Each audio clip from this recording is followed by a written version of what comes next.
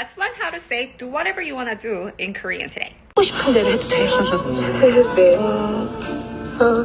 Okay, so here's the first part in saying want to. So we have a dictionary form to do 하다.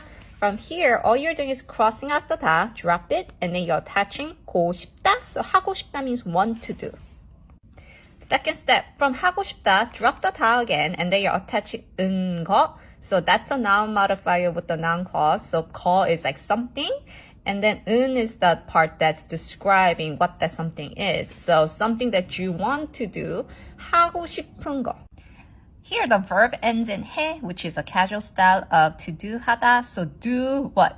Do all you want to do, right? So 다 is there to say all that you want to do. So 하고 싶은 거 다 해.